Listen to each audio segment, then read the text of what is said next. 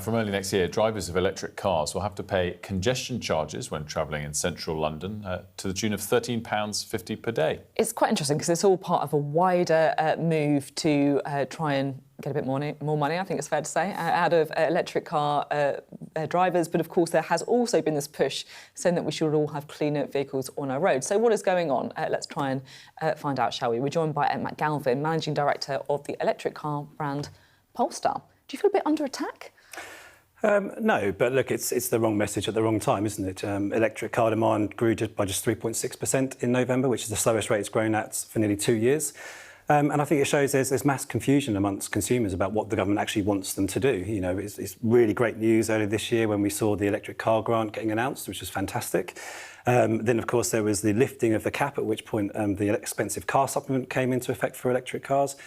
And then we had the budget where the pence per mile charge was introduced, and of course the exemption for congestion charge was then taken away from electric cars. So I think it's very confusing out there right now. I mean, it's certainly interesting kind of strategy to have a subsidised industry on one hand and then all of a sudden tax it. And I think a lot of just pure economists would look at that and think it's not a great idea. The other side of this is that a lot of these taxes aren't just for green reasons. You know, there's fuel duty as well as congestion charges. Congestion, obviously, in the title points to that. Is it fair to say that at some point it was going to be fair and expected that EVs would get taxed in the same way that combustion engine cars get taxed? For sure. You know, look, I think everyone should pay their fair share of tax. You know, that's the way the world works, and I've got no issue with that whatsoever. But I think at a really critical time in the transition towards zero-emission vehicles, we need more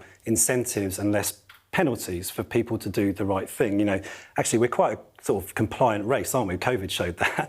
You know, we kind of do what the government tells us to do, and this is a great opportunity for the government to be able to really push that agenda with the public to say, right, now is the time to get on board with electric cars, and you can have certainty in the future that it's going to be a safe place to put your money.